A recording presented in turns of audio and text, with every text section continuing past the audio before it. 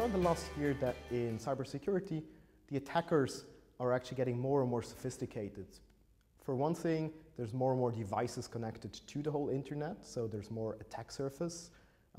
There's more money to be made because the information will be sold off or used for other attacks as well.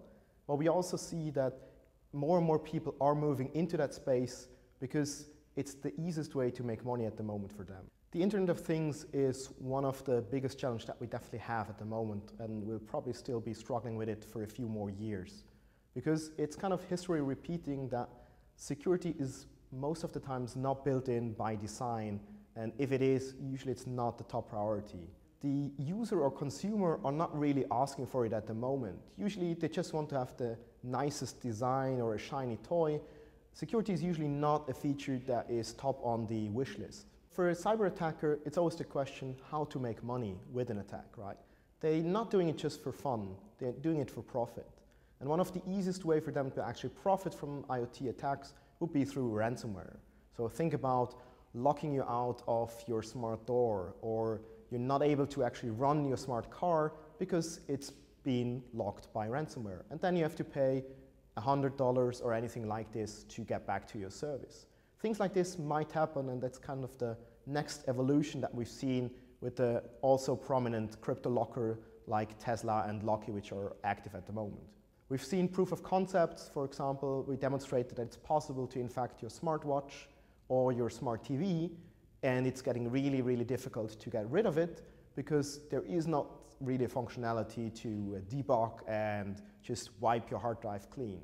But luckily enough, cybercriminals are still making enough through your regular smartphone and PC infections, so they don't need to switch yet, but we should be prepared if it happens in the future.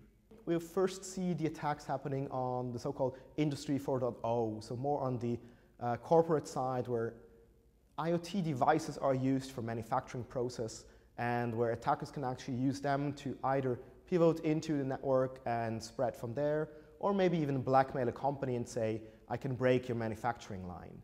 There's a lot of discussion about standardization and obviously having guidelines that you need to follow. I think the first step is already happening, which is having a discussion, having the problem discussed and actually look about solutions, how to address it. For example, Symantec, we protect more than 1 million devices. Over 1 billion smart meters and similar devices are using our certificates to use encryption or authentication. So things like this can already be implemented. A lot of vendors are starting to use techniques like this to actually make it happen in the future. Unfortunately, it's just not so a fast process. It takes time because development cycles are a lot longer.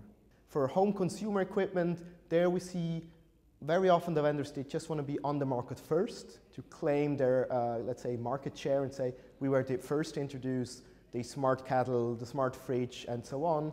If at all, then security fixes will come at a later stage. Unfortunately, most of the users don't really care at the moment. They usually don't ask for additional security, or very rarely.